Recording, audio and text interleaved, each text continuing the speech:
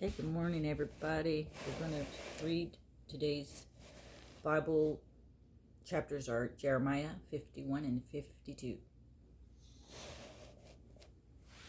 Good morning. Okay. This is what the Lord says. See, I will stir up the spirit of a destroyer against Babylon and the people of Kamaiah. Come on. I will send foreigners to Babylon to winnow her and to devastate her land. They will oppose her on every side in the day of her disaster. Let not the archer string his bow, nor let him put on his armor. Do not spare her young men, completely destroy her army. They will fall down slain in Babylon, fatally wounded in her streets. For Israel and Judah have not been forsaken by their God, the Lord Almighty, though their land is full of guilt before the Holy One of Israel. Flee from Babylon, run for your lives. Do not be destroyed because of her sins. It is time for the Lord's vengeance. He will repay her what she deserves. Babylon was a gold cup in the Lord's hand. She made the whole earth drunk. The nations drank her wine, therefore they have now gone mad. Babylon will suddenly fall and be broken. Wail over her. Get balm for her pain. Perhaps she can be healed. We would have healed Babylon, but she cannot be healed. Let us leave her and each go to our own land. For her judgment reaches to the skies. It rises as high as the heavens. The Lord has vindicated us. The Lord has vindicated us. Come, let us tell in Zion what the Lord our God has done. Sharpen the arrows, take up the shields. The Lord has stirred up the kings of the Medes, because his purpose is to destroy Babylon. The Lord will take vengeance for his temple. Lift up a banner against the walls of Babylon. Reinforce the guard, station the watchman, prepare an ambush. The Lord will carry out his purpose, his decree against the people of Babylon. You who live by many waters and are rich in treasure, your end has come, the time for you to be destroyed. The Lord Almighty has sworn by himself, I will surely fill you with troops as with a swarm of locusts, and they will shout in triumph over you. He made the earth by his power. He founded the world by his wisdom, and stretched out the heavens by his understanding. When he thunders, the waters in the heavens roar. He makes clouds rise from the ends of the earth. He sends lightning with the rain and brings out the wind from his storehouses. Everyone is senseless and without knowledge. Every goldsmith is shamed by his idols. The images he makes are a fraud. They have no breath in them. They are worthless, the objects of mockery. When their judgment comes, they will perish. He who is the portion of Jacob is not like these, for he is the maker of all things, including the people of his inheritance. The Lord Almighty is his name. You are my war club, my weapon for battle. With you I shatter nations. With you I destroy kingdoms. With you I shatter horse and rider. With you I shatter chariot and driver. With you I shatter man and woman. With you I shatter old man and youth. With you I shatter young man and young woman. With you I shatter shepherd and flock. With you I shatter farmer and oxen. With you I shatter governors and officials. Before your eyes I will repay Babylon and all who live in Babylonia for all the wrong they have done in Zion, declares the Lord. I am against you, you destroying mountain. You who destroy the whole earth, declares the Lord. I will stretch out my hand against you, roll you off the cliffs, and make you a burned out mountain. No rock will be taken from you for a cornerstone, nor any stone for a foundation. For you will be desolate forever, declares the Lord. Lift up a banner in the land, blow the trumpet among the nations, prepare the nations for battle against her. Summon against her these kingdoms: Ararat, Minni, and Ashkenaz. Appoint a commander against her. Send up horses like a swarm of locusts. Prepare the nations for battle against her. The kings of the Medes, their governors and all their officials, and all the countries they rule. The land trembles and wreaths for the Lord's purpose against Babylon stand, to lay waste the land of Babylon, so that no one will live there. Babylon's warriors have stopped fighting. They remain in their strongholds. Their strength is exhausted. They have become weaklings. Her dwellings are set on fire. The bars of her gates are broken. One courier follows another, and messenger follows messenger, to announce to the king of Babylon that his entire city is captured, the river crossing seized, the marshes set on fire, and the soldiers terrified. This is what the Lord Almighty, the God of Israel, says. Daughter Babylon is like a threshing floor. At the time it is trampled. The time to harvest her will soon come. Nebuchadnezzar, king of Babylon, has devoured us. He has thrown us into confusion. He has made us an empty jar. Like a serpent, he has swallowed us and filled his stomach with our delicacies, and then has spewed us out. May the violence done to our flesh be on Babylon. See the inheritance of Zion. May our blood be on those who live in Babylonia, says Jerusalem.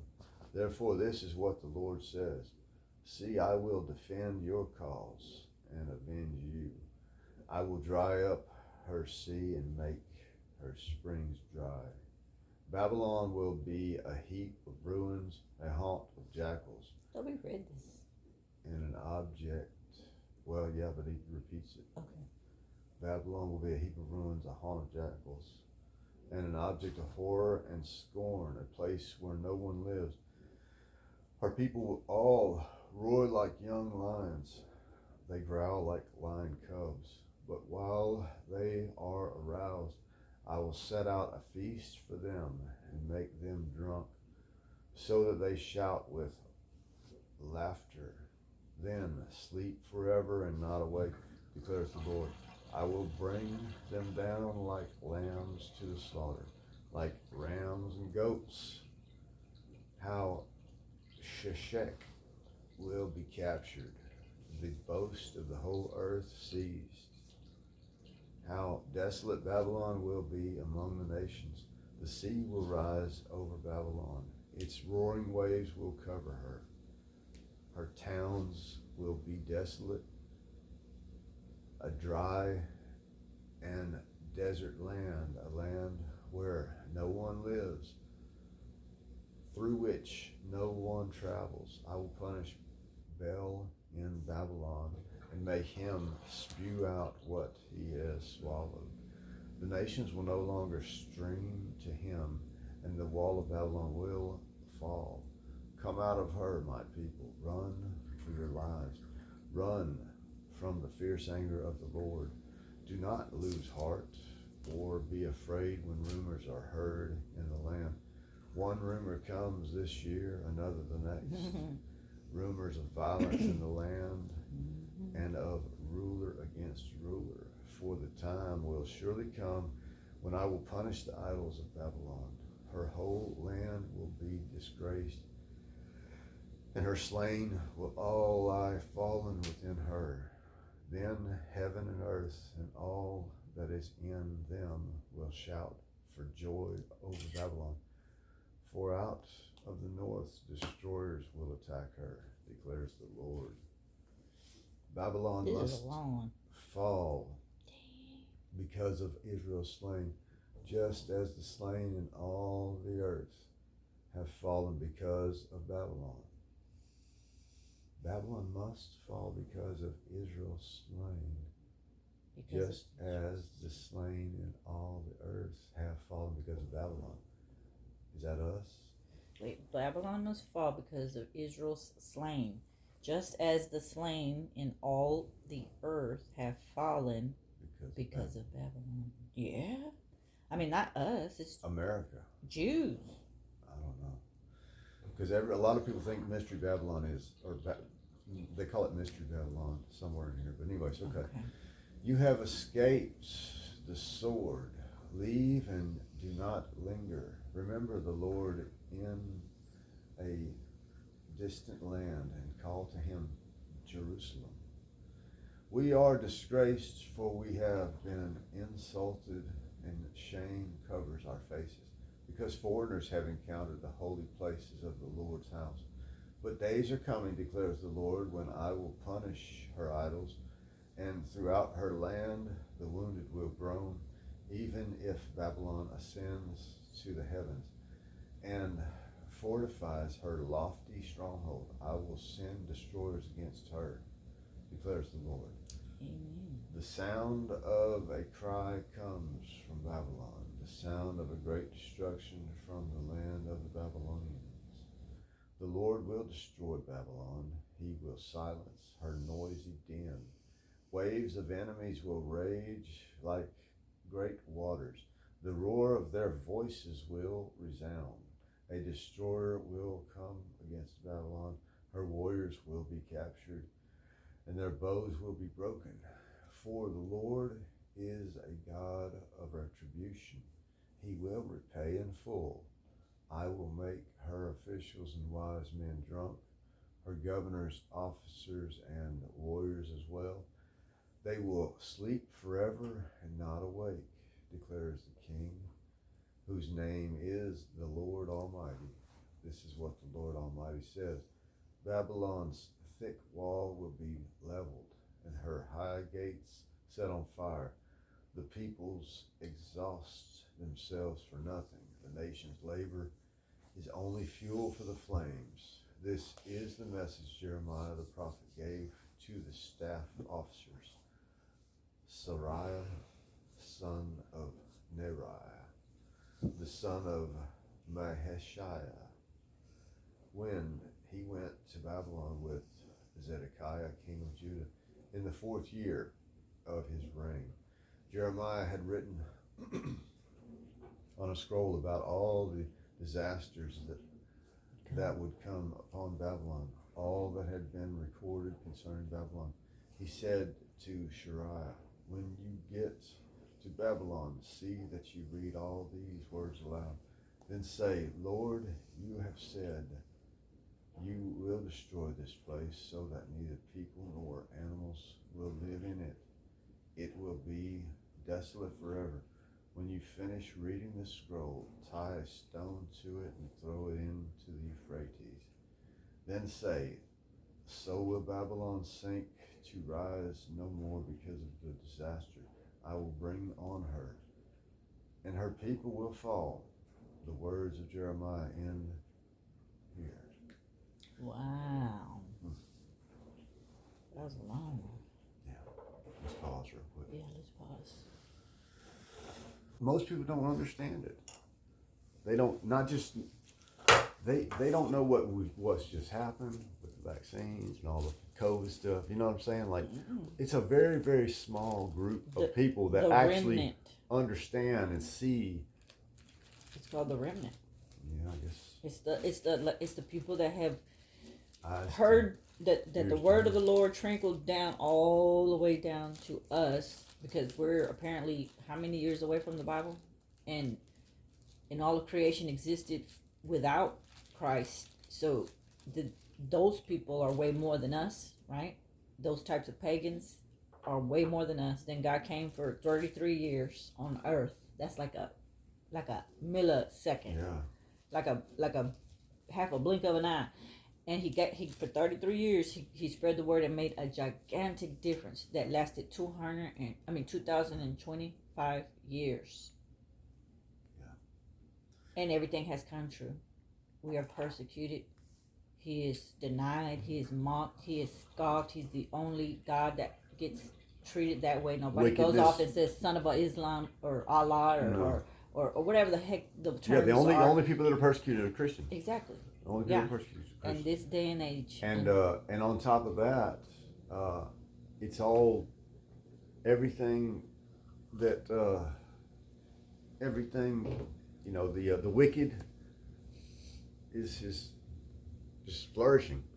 Yeah, the wicked is reigning on earth right now. You can't take up for what's right, or you will be ridiculed and mocked, or you will be banned for telling the truth on social media. We are now in the age where everything is monitored, surveilled, censored, scrutinized By Satan. By Satan's. And the only things that pass overlords are wickedness. Truth is not allowed, and wickedness and debauchery are encouraged. Yeah. But truth is not allowed by Satan. No. So we are the chosen. I try to run away from my religion. Well, we all run away from the religion because Jesus. But that's what gave us the truth. Well, of course it did. So yeah, people like to knock it and everything, but well, I'm not knocking it. We've learned as we came through, and we understand that really, what does the Bible say? Is true religion is going and feeding the homeless and the it's not just in the church. The poor and the orphans or something. Yeah, it's not just in the church. But yeah, exactly. It's not just you don't go there for an hour or two on Sundays. You're supposed to live your life the whole time. This is supposed to be the way you live. And the main thing life is about is glorifying God. Yeah. It's not making all the money you can possibly make and stuffing your pockets and having all the worldly things you can think. That's the lies of the world that we've been fed, and we've people been lied to. are using that as the gospel. I mean, it's the American way. The American way is Satanist. Yeah, it really is. Satanic, because it's not love your neighbor, which is what God, like Brock always says, it's two things that God says: love me and love one another the way you love me and yourself. Yeah, it's very simple. And if you did them two things right there, you would not be able to lie. You would not be able to hit and steal and kill and do all the other sins. That covers all the 10 Commandments. It covers it all. Yeah. Just those two. And what is wrong with people that they hate the Bible so much? Because they don't like all these other little Bible stories that accumulate and make a point. But they don't ever get down to those two things. They scoot around. They say, "Oh, you killed kids. You did this. You whatever." But all the bad stuff, right? And just to use it against us. Well, that's because they don't. But not only do they do the same thing, that's what the whole thing. That's what their whole religion is to kill other people for your religion. Satanism is that way, and the Islam is that way. The Hindus and all that, no, they're the more passive. Hindus are killing Christians right now in India. Hindus are killing the Christians. Yeah, the Krishnas, the Buddha Brock's people. Been reporting on it. Yeah, they are. They're violent. I thought they were just like love everybody and I mean, you'll the be reincarnated into a cat peaceful. when you come back or some crazy stuff. That's Buddhist, I think. But Yeah. Whatever. But anyway, yeah, Like, Christians are the only ones that are under siege right now. They're under attack. What's all more over the amazing to world. me is how people, all those Hindus, will believe Except in for these here. weird 8-armed elephant nose figures, but not in a man that came to say that he was the son of Christ. Because it's ridiculous. You've never seen an 8-armed elephant. But you have to look at it from their perspective. The only reason you're Christian is because you were born into a Christian household by the grace of God. That's it. There's nobody. So you could have just as easily been born into that Hindu family, and guess what? You would have been a Hindu.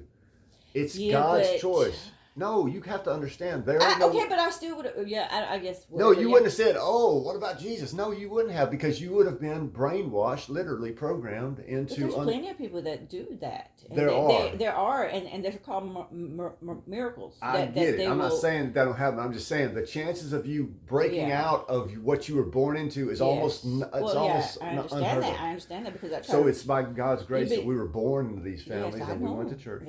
That's why I say we are His chosen. And it's not to boast. Yeah. It's not, because there is not anything that I could have ever done to even change that. I did try to do everything to change who I was. I didn't want to follow my religions in what I was taught. I wanted to know things right away. I didn't want to wait and pray and see what the Lord said. I wanted to go to the tarot cards, and I wanted to go to the hand readers, and I wanted them to tell me what's going on right now so I can make a proper informed decision, just like all these other millionaires were thinking about doing. Only it backfired on me. Backfired on me, and I got punished for it, but that was because the Lord loves His children. He chastises those that He loves. That's right.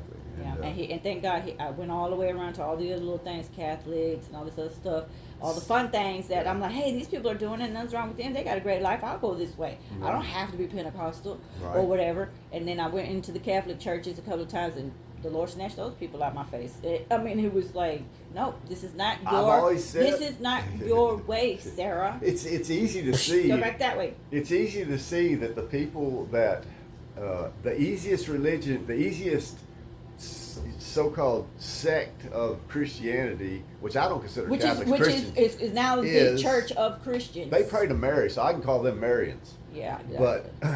But the Catholics, if you want to be living in the world and having a good time and being a part of all the fun parties and being in the clique and everything and getting the good business opportunities, Catholic's the way to go. Yeah. Because that's where all the rich people are. And then you got the Knights of Columbus that are with the Catholics. Yeah. Which is all Freemasons. Well, I mean, I say all the rich people, but I mean, that's a... they take care of themselves just like the AA people. It's a network. Yeah, exactly. It's a network that is not ran on Christ first. No. Because Christ actually says you're gonna be if you live the way I want you to live, you ain't gonna be rich. You're not gonna have things of this world. Because what He wants you to do is to be selfless and to give freely the way He does. He says, bring in people from the street and let them come. God makes people rich. I mean, God makes people of all different walks of life. Right, if they can manage it. Now we're not functional in that area because we've been this is what I really think. Our bloodline is strong towards Christ, and we've been whatever purpose He has for us has been trying. Other entities have been trying to take that away from us, and that's how come it's called, tribulations, right? Because that's just how it is, That's what the real forces of life are. Good and evil, and that's how come bad things happen to us. But it's also from disobedience, which is what I'm trying to make a point. If I would have just stuck with what I learned and been, but then I wouldn't know all of my lessons. So it's the way the Lord wants it. Okay, ready? Oh, we're already on. Shoot. Yes. All right, here we go. Fall of Jerusalem. Zedekiah was 21 years old when he became king, and he reigned in Jerusalem 11 years. His mother's name was Hammutal, daughter of Jeremiah. She was from Libnah. He did evil in the eyes of the Lord, just as Jehoiakim had done. It was because of the Lord's anger that all this happened to Jerusalem and Judah. And in the end, he thrust them from his presence. Now, Zedekiah rebelled against the king of Babylon. So in the 9th year of Zedekiah's reign, on the 10th day of the 10th month, Nebuchadnezzar, king of Babylon, marched against Jerusalem with his whole army. They encamped outside the city and built siege works all around it. The city was kept under siege until the 11th year of King Zedekiah. By the 9th day of the 4th month, the famine in the city had become so severe that there was no food for the people to eat. Then the city wall was broken through, and the whole army fled. They felt the city at night through the gates between the two walls near the king's garden. Though the Babylonians were surrounded, the city, Babylonians were surrounding the city, they fled towards Arvah. But the Babylonian army pursued King Zedekiah and overtook him in the plains of Jericho. All his soldiers were separated from him and scattered, and he was captured. He was taken to the king of Babylon at Riblah in the land of Hamath, where he pronounced sentence on him. There at Riblah, the king of Babylon killed the sons of Zedekiah before his eyes. He also killed all the officials of Judah.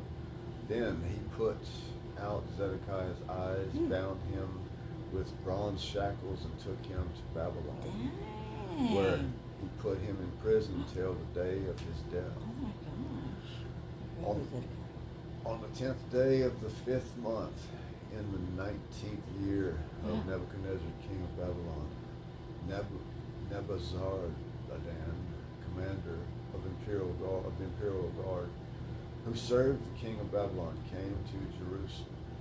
He set fire to the temple of the Lord, the royal palace, and all the houses of Jerusalem. Every important building he burned down. The whole Babylonian army, under the commander of the imperial guard, broke down all the walls around Jerusalem. Nebuchadnezzar, the commander of the guard, carried into exile some of the poorest people and those who remained in the city, along with the rest of the craftsmen, and those who had deserted to the kingdom of Babylon. But Nebuchadnezzar left behind the rest of the poorest people of the land to work the vineyards and fields. The Babylonians broke up the bronze pillars, the movable stands, and the bronze seat that were at the temple of the Lord, and they carried all the bronze to Babylon. They also took away the posts, shovels, pots. They also took away the pots, shovels, wick, trimmers, sprinkled bowls, dishes, and all the bronze articles used in the temple service. The commander of the imperial guard took away the basins, censers, sprinkling bowls, pots, lampstands, dishes, and bowls used for drink offerings, all that were made of pure gold or silver. The bronze from the 2 pillars, the sea, and 12 bronze bulls under it, and the movable stands which King Solomon had made for the temple of the Lord was more than could be weighed. Each pillar was 18 cubits high and 12 cubits in circumference. Each was 4 fingers thick and hollow. The bronze capital on top of one pillar was 5 cubits high and was decorated with a network of pomegranates of bronze all around. The other pillar with its pomegranates was similar. There were 96 pomegranates on the sides. The total number of the pomegranates above the surrounding network was 100. The commander of the guard took as prisoner Seraiah, the chief priest, Nephaniah, the priest next in rank, and the 3 doorkeepers. Of those still in the city, he took the officer in charge of the fighting men and 7 royal advisors. He also took the secretary who was chief officer in charge of conscripting the people of the land, 16 of whom were found in the city. How do you turn off the thing? What's that? The air. I put it on 80 and it's still going. Well, it's just the fan blowing. The compressor turned off. Oh, shit. It'll stop in a minute. Okay, go ahead. Nebuchadnezzar, or Nebuzaradan, the commander, took them all and brought them to the king of Babylon at Riblah. There, at Riblah, in the land of Hamath, the king had then executed. So Judea went into captivity away from her land. This is the number of the people of Nebuchadnezzar's carried into exile. In the 17th year, 3,023 Jews in Nebuchadnezzar's 18th year, 832 people from Jerusalem in his 23rd year, 745 Jews taken into exile by Nebuzaradan, the commander of the imperial guard. There were 4,600 people in all. Jehoiakim released in the 37th year of the exile of Jehoiakim, king of Judah. In the year of Awel, Marduk became king of Babylon. On the 25th day of the 12th month, he released Jehoiakim, king of Judah, and freed him from prison. He spoke kindly to him and gave him a seat of honor higher than those of the other kings who were with him in Babylon. So Jehoiachin put aside his prison clothes and for the rest of his life ate regularly at the king's table. Day by day, the king of Babylon gave Jehoiachin a regular allowance as long as he lived till the day of his death.